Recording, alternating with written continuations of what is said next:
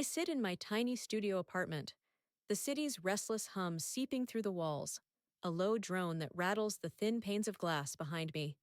My fingers trace the edge of a chipped mug, its faded blue glaze rough against my skin, as I stare at the dating app I've refreshed 1,000 times. The screen glows back at me, a grid of faces, smirking, posed, indifferent, but none of them mine, none of them reaching out. At 26, I'm young, with long waves of dark hair that spill over my shoulders, and a face people call striking. Beautiful, even. Strangers on the street pause, their eyes catching on the curve of my cheekbones or the way my lips tilt when I'm lost in thought. But the mirror above my thrift store dresser tells a different story. Tired eyes shadowed by faint lines, a jaw clenched tight from years of solitude. My reflection a map of waiting etched into skin that should feel alive. The room is small, barely enough space for the sagging futon I sleep on, its springs creaking under my weight as I shift. Peeling paint flakes from the walls, a dull beige that's yellowed with time, and the air carries the faint tang of exhaust from the street below. Outside, the city churns, horns blaring, voices rising in sharp bursts, the neon signs flickering pink and green through the slats of my blinds. It's alive out there, pulsing with people who move in pairs, hands brushing as they weave through the crowds. I see them from my window, their silhouettes framed against the glow, and my chest tightens, a hollow ache spreading beneath my ribs. Men glance my way when I'm out there too. On the subway, in line at the bodega, their gazes lingering on the sway of my hips or the way my coat hugs my frame. But it never goes further. My phone stays silent, its black screen a void that swallows every swipe, every carefully typed, "hey," that fades into nothing. I've tried. God, have I tried. Years of it stretch behind me like a threadbare tapestry. Awkward dates in dimly lit bars, the clink of glasses drowning out stilted small talk, coffee meetups where I'd laugh too loud, hoping to fill the gaps, late night messages that trailed off into ghosted silence. I'd sit across from them, guys with nervous hands or cocky grins, my hair swept back, my voice steady, my beauty on display like a lure. But they'd leave, or I would, and the nights would blur into the TV's glow, its canned laughter a cruel echo in this shoebox of a home. The mug in my hands is cold now, the tea I brewed hours ago untouched, its earthy scent gone stale. I set it down on the wobbly table beside me, the clatter loud in the stillness, and my fingers flex, restless, itching for something I can't name. At 26, I should be out there, living, laughing, tangled up in someone's arms. That's what they say, the friends who've long since paired off, their voices bright with pity when they ask why I'm still alone. "You're gorgeous," they tell me, their brows furrowing as if my face is a puzzle they can't solve. "You'll find someone soon." But soon turned into months, then years, and now I'm here, my youth slipping through my fingers like sand. I stand, crossing the 3 steps it takes to reach the window, my bare feet pressing into the worn rug. The city sprawls below, a jagged sea of lights and shadows, and I lean my forehead against the glass, the coolness biting into my skin. My breath fogs the pain, a fleeting cloud that vanishes as quickly as it forms, and I wonder if that's all I am. Visible for a moment, then gone. The clock on the wall ticks steadily, its hands a quiet march through the hours I've spent waiting. It's cheap, plastic, a thrift find like everything else here, but its sound fills the room, a pulse that matches the one thudding in my ears. Tick. Another night alone. Tick. Another profile ignored. Tick. Another year I'm too young to feel this old. My skin prickles, a restless heat crawling up my arms as the seconds drag me deeper into my thoughts. I've always imagined love as something loud. Bright voices, warm hands, a rush that would sweep me out of this stillness. But it's never come. Not for me. Not yet. I pull back from the window, my reflection catching in the glass. Long hair framing a face that's too sharp, too lovely for this emptiness. And I turn away, the weight of it settling into my bones. I drop onto the futon again, the springs groaning, and pick up my phone. The app stares back, a taunt. But I swipe anyway, my thumb moving on instinct. Profile after profile slides past. Beards, tattoos, gym selfies, and my eyes blur, the faces blending into a haze. I could message someone, toss another line into the void, but my fingers hover, then fall. What's the point? I've done it before, 100 times, and it's always the same. Silence, or worse, a fleeting spark that fizzles before it can catch. The clock ticks on, relentless, and I let the phone slip from my hand. Its thud against the cushion swallowed by the city's hum. My chest feels hollow, carved out by too many disappointments, and I curl my knees to my chest. The fabric of my leggings soft against my palms.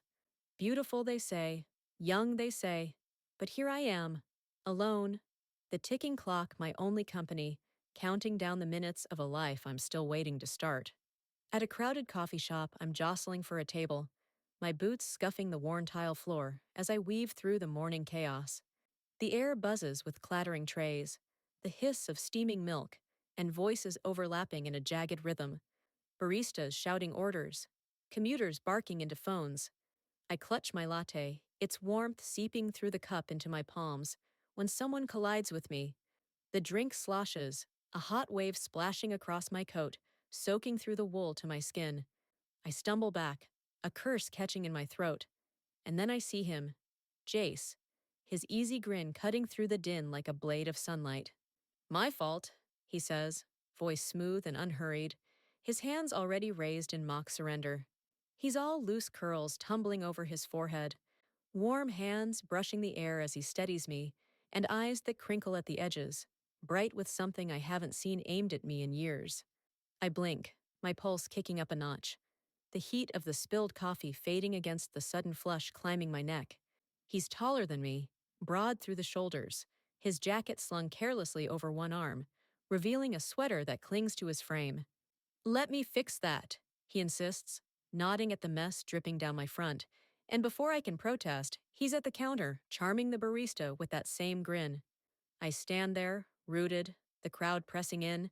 Someone jostles my elbow, another mutters an apology, but all I feel is the way my fingers tighten around the empty cup, my knuckles whitening. He's back in moments, a fresh latte in hand, the steam curling up in thin wisps that carry the bitter tang of espresso. Here, he says, pressing it into my grip, his fingertips grazing mine, rough and warm, sending a jolt up my arm that I can't shake off. We drift toward a corner table, a rickety thing wedged against the window, the glass streaked with rain from the night before. I slide into the chair, my coat still damp, the fabric sticking to my thighs, but I barely notice. Jace sits across from me, leaning forward, his elbows on the table, and we talk. Really talk. Not the stilted chatter of a dozen failed dates, not the polite hum of strangers passing time, but something alive, electric. He tells me about his job, something with design, his hands sketching shapes in the air, and I laugh, the sound spilling out before I can stop it, rusty from disuse. My pulse quickens, a wild thrum beneath my ribs, unused to the way his laugh fills the space, deep and rolling, wrapping around me like the heat from the cup I cradle. I catch myself staring at his mouth, the way it curves, and my tongue darts out, wetting my lips before I pull back, flustered. The coffee shop hums around us, a blur of clinking mugs and hurried footsteps, but it's distant, muffled, like the world's dialed down to let this moment stretch. I tell him about my latest binge watch, some crime show I've half forgotten, and he leans in, teasing me about my taste, his voice dipping low. My skin prickles, a restless current running up my arms, and I shift in my seat, the chair creaking under me. Years of nothing, of silent nights and empty screens, press against this. A weight I've carried so long I'd stopped noticing it, but now, here, with Jace's curls catching the light, his warmth bleeding across the table, it's cracking open. You're easy to talk to, he says, and my breath stalls, my fingers tightening on the cup until the heat bites into my palms. Easy. No one said that to me, not like this, not with eyes that linger and mean it. The clock above the counter ticks louder, its hands slicing through the morning, and I feel it in my bones. A rhythm that's counted out my loneliness for too long. I glance up, the black numerals stark against the white face, and my chest tightens, a mix of dread and something sharper, brighter. Jace follows my gaze, then quirks a brow. Late for something? He asks, and I shake my head, my hair falling across my face. No, I say, voice softer than I mean it to be. Just here. He grins again, and my stomach flips, a quick, unsteady lurch that leaves me dizzy. When he pulls out his phone, asking for my number, my hands fumble, the screen blurring as I type it in. He takes it back, his fingers brushing mine again, deliberate this time, and my throat closes up, the air too thick to swallow. We stand, the crowd parting around us, and he walks me to the door, his shoulder close enough that I feel the heat of him through my damp coat. Outside, the city roars, cars splashing through puddles, horns cutting the air, but I barely hear it. I'll call you, he says, his breath fogging in the chill, and I nod, my lips parting, but no sound coming out. He turns, his curls bouncing as he disappears into the throng, and I'm left clutching my latte, its warmth fading fast. My phone buzzes in my pocket. His name. A text. Good meeting you. After years of nothing, his number in my phone feels like a lifeline, a tether pulling me out of the dark.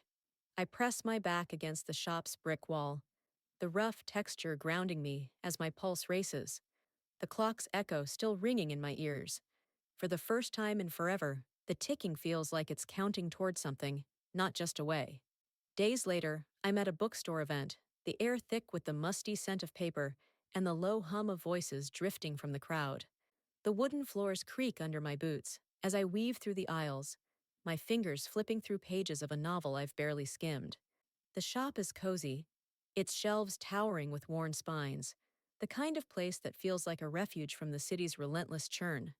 Fairy lights loop overhead, casting a soft glow, and a table nearby groans under stacks of hardcovers, a sign touting some local author's reading. I'm not here for that, just for the quiet. The chance to breathe after Jace's text from this morning lit up my phone, his words still buzzing in my skull. Then Miles brushes past, his quiet intensity slicing through the haze, drawing me in like a magnet snapping into place. He's angular, all sharp lines and shadowed edges, his frame lean under a dark coat that hangs loose on his shoulders. His fingers, stained with faint smudges of ink, graze the shelf as he pauses, and my eyes catch on them, long, deliberate, the kind that look like they've traced 1,000 lines on paper. He turns, catching me staring, and his voice hums low, a rumble that settles into my bones as he asks about the novel in my hands. Any good? He says, nodding at the book, his tone soft but edged with curiosity. My breath stalls, my grip tightening on the pages until the edges bite into my palms. He's close now, close enough that I catch the faint scent of graphite and leather clinging to him, and my pulse jolts, a quick stutter I haven't felt since Jace's laugh filled that coffee shop. I fumble for words, my tongue heavy as I mutter something about the plot. A mystery, I think, though I've lost the thread. He listens, head tilted, his dark eyes steady on mine, and I feel the weight of them, unblinking, peeling back layers I've kept tucked away. The crowd fades, the chatter of the author's fans, the rustle of bags, the clink of wine glasses from the signing table, all of it blurs into static. We linger by the shelves, the narrow aisle boxing us in, and he steps closer, his coat brushing my arm. My skin prickles, a restless heat blooming under my sweater, and I shift my weight, the floor creaking beneath me. He pulls the novel from my hands, his finger skimming mine, cool and sure, and flips it open, reading a line aloud in that low hum that vibrates through the air. My throat tightens, my lips parting as I watch his mouth form the words, precise and slow. He's different from Jace. Where Jace is warmth and motion, Miles is still, a quiet storm coiled tight. His hair's a mess of dark strands, falling into his eyes, and when he pushes it back, I notice the faint lines at his knuckles, the way his jaw sharpens when he smiles, small and rare. We talk. About books first, then the city. His voice weaving stories of late nights sketching in cafes, mine admitting I've lived here forever but never felt it. My chest feels lighter, the hollow ache from my studio apartment easing as his words fill the space. I laugh, a sound that catches me off guard, and he quirks a brow, his gaze lingering on my face. my cheekbones, my hair, the way I duck my head when I'm flustered. My stomach flips, a slow roll that leaves me unsteady, and I grip the shelf behind me, the wood cool against my fingers. The clock on the wall chimes softly, its hands slicing through the hour, and I glance up, the sound cutting through the fog of him. Tick. Another moment I didn't expect. Tick. Another man who sees me.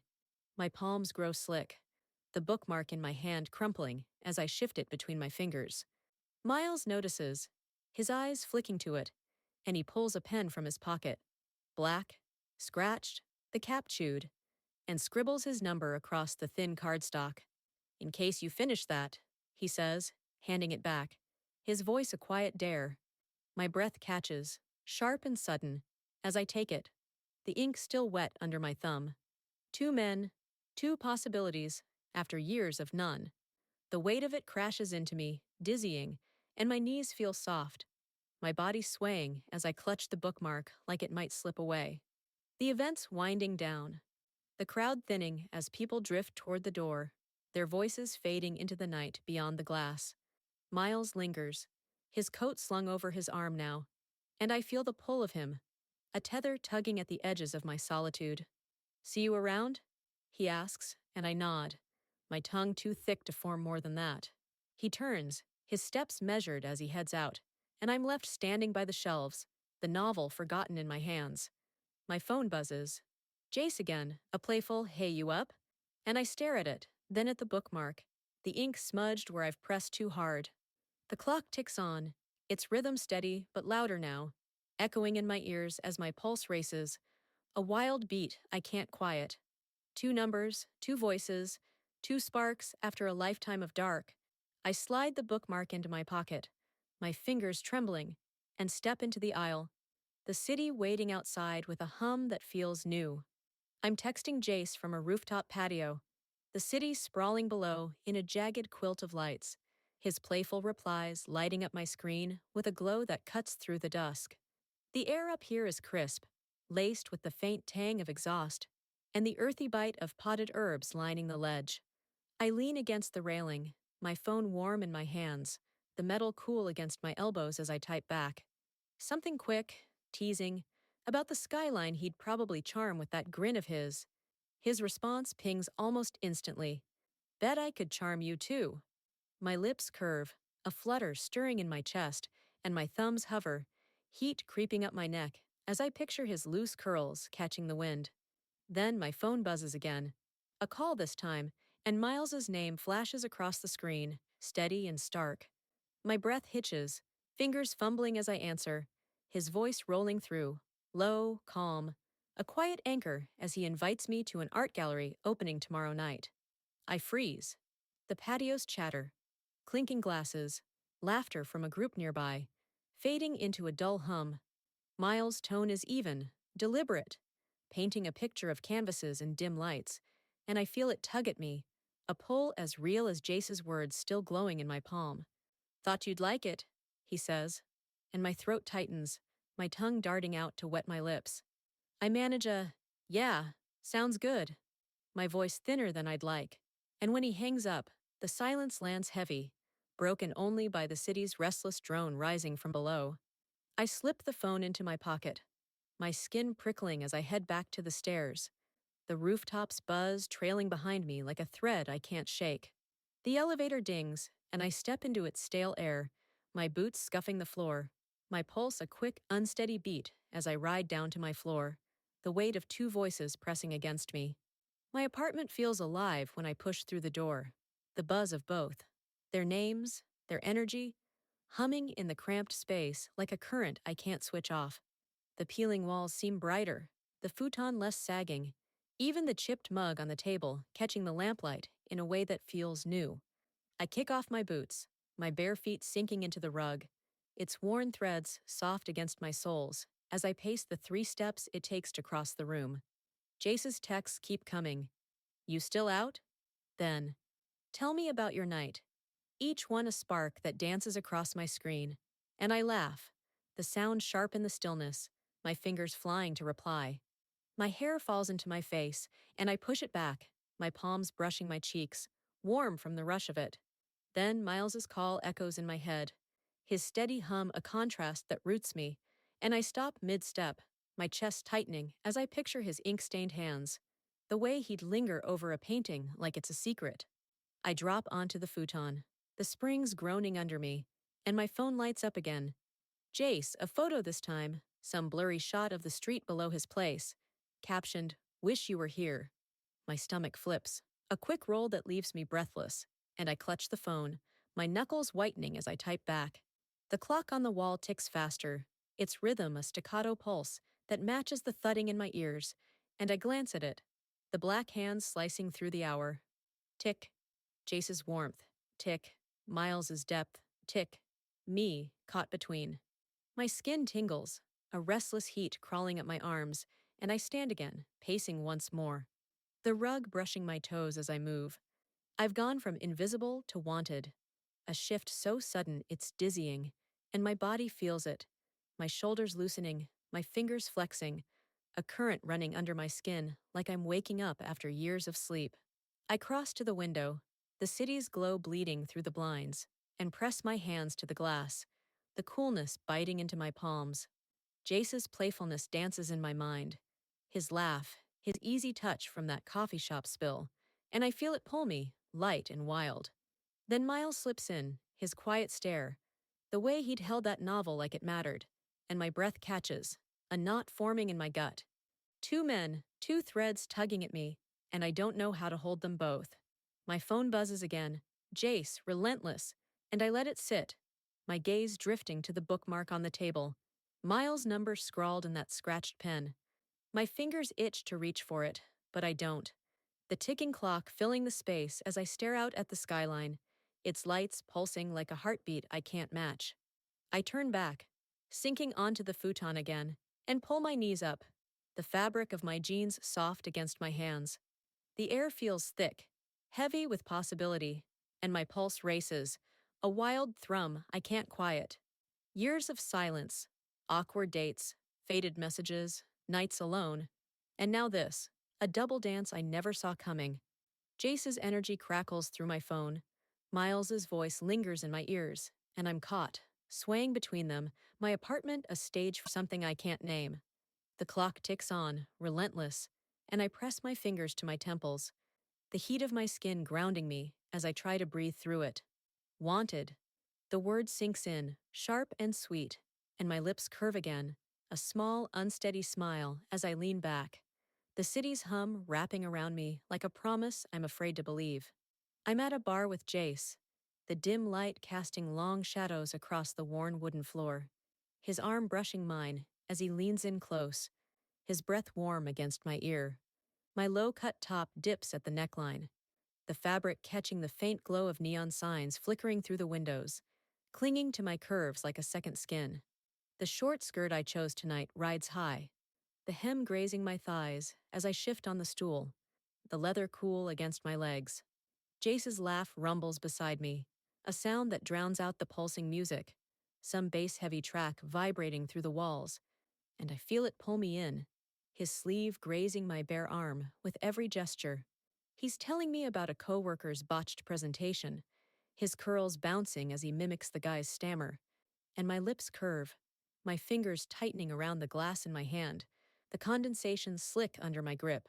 The bar's alive, a tangle of voices and clinking bottles, the air thick with the sharp bite of whiskey and the faint sweetness of spilled beer. I tilt my head, letting Jace's words wash over me, my pulse quickening as his knee nudges mine under the table. A small, deliberate press that sends a jolt up my spine. My top shifts, the neckline slipping lower, and I catch a guy at the next table glancing over, his eyes lingering before he turns away. I don't care. Jace's warmth is all I feel, his hand brushing my wrist as he steals a sip of my drink, grinning when I swat at him. Then I glance up, scanning the room absently, and my stomach twists. Miles is here, across the bar, his gaze locking onto me, sharp and unyielding, cutting through the haze like a blade. He's standing with a small group, his angular frame half-turned, a glass dangling from his ink-stained fingers. The dim light catches the planes of his face, his jaw tight, his eyes dark and steady, pinning me where I sit. My breath stalls, my body locking as I realize he's unaware of Jace, unaware that the man beside me, laughing into my ear, is the other thread I've been weaving. Jace doesn't notice, his arm still brushing mine, but I freeze, caught between their orbits, the air shifting heavy around me. Miles' stare burns into me, a quiet storm brewing behind it, and my chest tightens, my glass trembling in my hand as the ice rattles against the sides. He doesn't move, doesn't blink, just watches, and I feel it. Every inch of my skin under that gaze, my top's fabric suddenly too thin, my skirt too short, my pulse a wild thud I can't quiet. Jace leans closer, his voice dropping as he teases me about something I barely hear, his laugh filling my ear like a tether pulling me back. But Miles's presence yanks the other way, a weight I can't shake, and my stomach knots tighter, a cold dread pooling beneath the heat of Jace's touch. I force a smile, my lips stiff, and nod at whatever Jace says, but my eyes dart back to Miles, his head tilting now, a question flickering in his stare. The bar's noise swells, glasses clinking, a shout from the bartender, but it's distant, muffled, as if the space between us has thickened, trapping me in this clash of my two worlds. Then a friend's voice cuts through, sharp and close. A woman from work I vaguely know. Lila, maybe, sitting a few stools down. "Didn't expect to see you here with him," she says, her tone light but edged, her eyes flicking between me and Jace, then across the room. She's noticed too, and my throat closes up, my fingers digging into the glass. The clock above the bar ticks in my mind, its rhythm surging, a frantic pulse that mirrors the one hammering in my ears. Tick. Jace's hand on my wrist. Tick. Miles's stare across the room. Tick. Lila's knowing glance.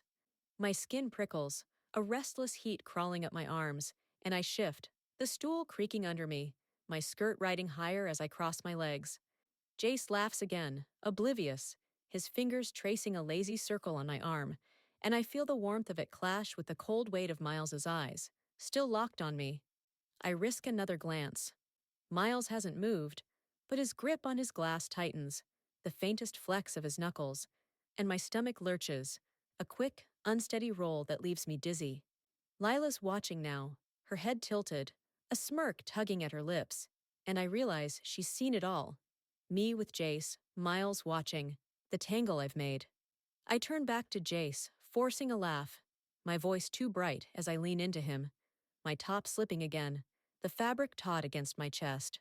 He grins, his hand lingering on mine, but my eyes flick to Miles one last time, and he's stepping forward now, slow, deliberate, his friends fading behind him.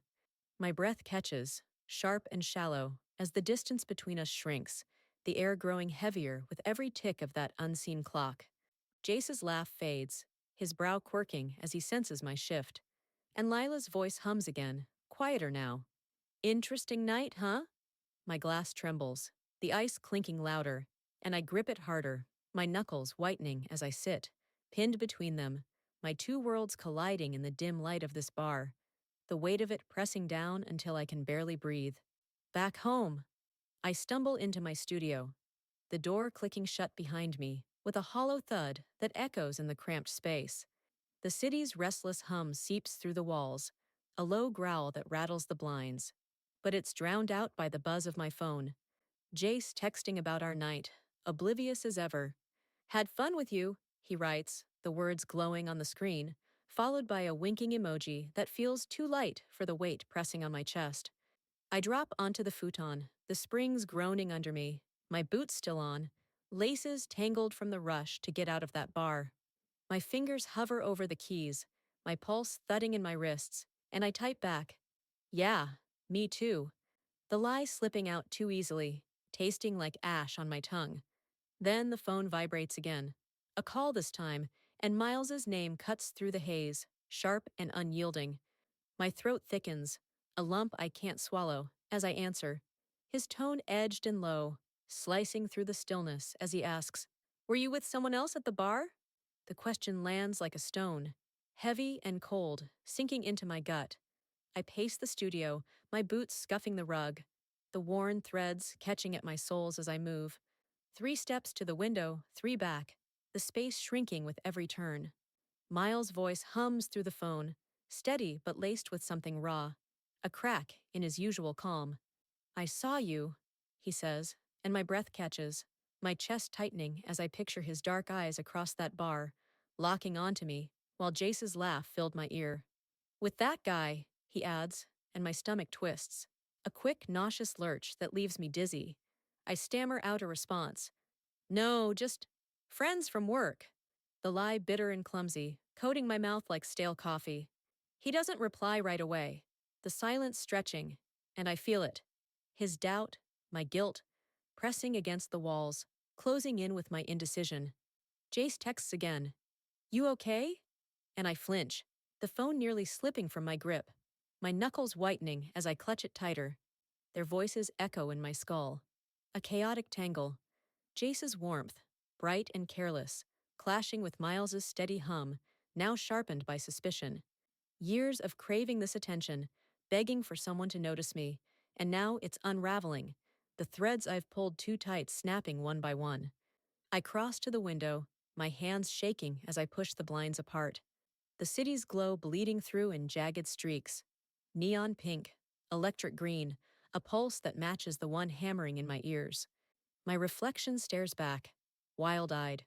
My hair a dark mess, framing a face too flushed, too alive for this mess I've made.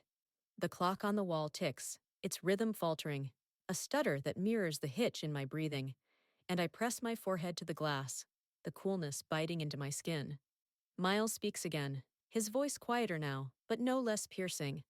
"Didn't think you'd be the type to play games," he says, and my throat closes up, my tongue heavy as I fumble for words that won't come. "I'm not," I manage, but it's weak. A whisper swallowed by the hum of the call, and I hear him exhale, a sound that cuts deeper than his words. He hangs up, the line going dead, and my knees buckle, my body sinking back onto the futon, the springs creaking louder now, a protest against the weight of me. Jace's next text pings. "Call me if you're up." And I stare at it, my fingers trembling, the screen blurring as my eyes burn. I've wanted this, wanted them, for so long, and now it's slipping through my hands. The attention I craved turning into a cage I can't escape. The studio feels smaller, the peeling paint on the walls closer, the air thick with the faint tang of exhaust, and the stale scent of yesterday's tea still sitting in that chipped mug. I stand again, pacing faster, my boots thudding against the floor, my skirt from the bar still clinging to my thighs. The fabric a reminder of how I'd felt. Bold, seen, until Miles's stare and Lila's smirk tore it apart. My skin prickles, a restless heat crawling up my arms, and I tug at my top, the low neckline catching on my fingers as I try to breathe through it. The clock ticks on, relentless, each sound a jab. Tick, Jace's laugh. Tick, Miles' question. Tick, my lie. And I press my hands to my temples, my palms slick against my skin, trying to quiet the noise in my head. Their voices won't stop, looping, pulling me in two directions, and I don't know which way to turn. I drop the phone onto the futon, its thud muffled by the cushion, and cross to the table, my fingers brushing the bookmark Miles gave me. His number smudged but still there. My chest aches, a hollow pang that's new and old at once.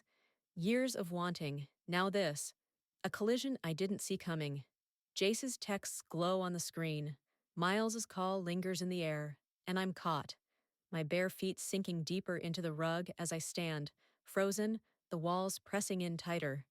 The ticking fills the room, a pulse I can't outrun, and my breath comes shallow, my body trembling as I realize I've built this trap myself, wanted for the first time, and now unraveling under the weight of it. My indecision a noose I don't know how to slip. I meet Jace at a park, the late afternoon air cool and sharp, rustling the leaves overhead as I spot him near a bench, his easy grin lighting up the graying light. The city hums in the distance, traffic rumbling, horns cutting through the quiet, and the grass under my boots is damp, clinging to the soles as I walk toward him. He steps forward, his hands finding mine, warm and firm, his fingers lacing through mine with a familiarity that steadies me after last night's chaos. "Hey, you," he says, his voice bright, pulling me closer, and my pulse quickens, a flutter beneath my ribs, as I feel his warmth seep into my palms. The park stretches around us, a sprawl of trees and winding paths, the skyline peeking through the branches, and for a moment, it's just us. His curls catching the breeze, his laugh soft as he teases me about being late. Then Miles appears, his frame cutting through the crowd near the fountain, his jaw tight as he spots us, and my body locks, dread pooling in my gut like ice. He's here, his dark coat swaying as he strides forward, his eyes narrowing, sharp, unyielding, fixing on me. Then Jace, then our joined hands. My breath stalls, my chest constricting as I realize a friend from the bar must have tipped him off. Lila, probably, her smirk from last night flashing in my mind. Now they're both here, eyes on me, and the air shifts, heavy with the clash of Jace's warmth against Miles' cold stare. Jace's grip falters, his brow quirking as he follows my gaze, and he mutters, "Who's that?" His tone still light, but edged now, uncertain. Miles stops a few feet away, his hands shoved into his pockets, his knuckles flexing against the fabric, and the silence is brutal, a void that swallows the park's rustling leaves and distant laughter. My stomach twists, a nauseous roll that leaves me dizzy, and I drop Jace's hands, my palms slick as I step back, caught between them. "Who are you?"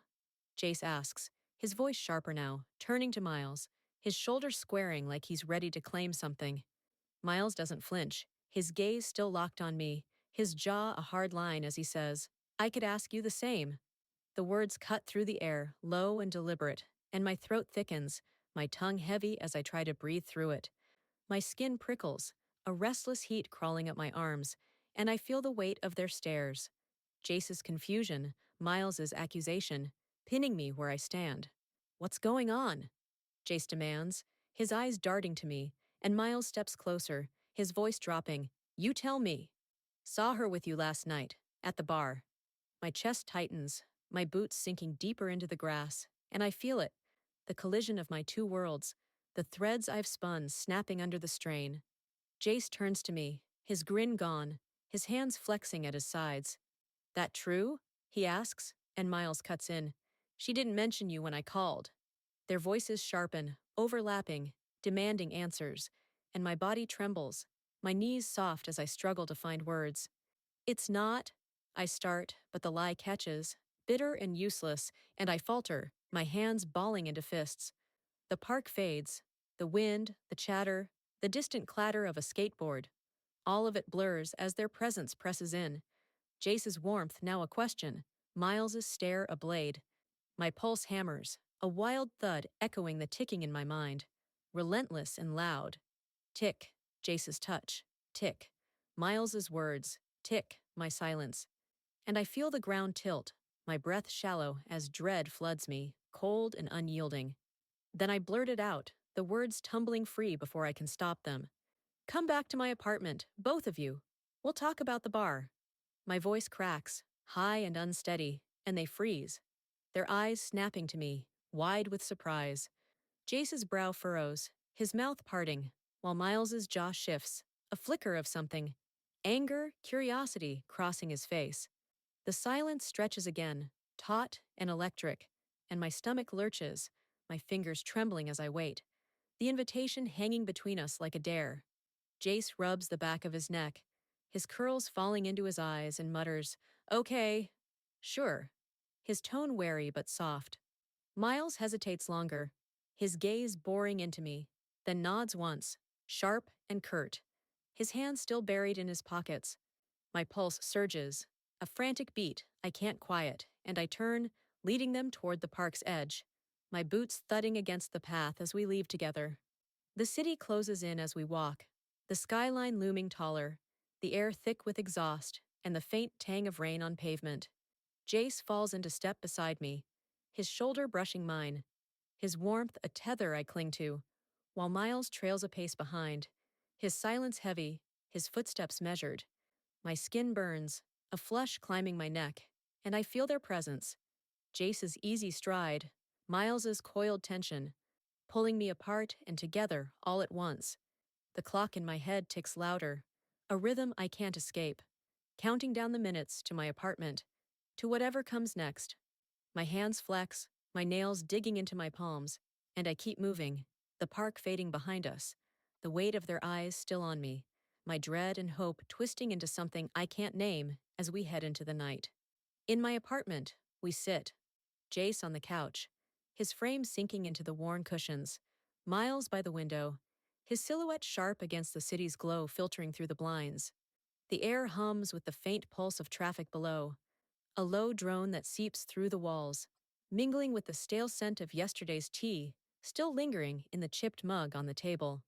I perch on the futon's edge, my boots kicked off, my bare feet curling into the rug as I watch them.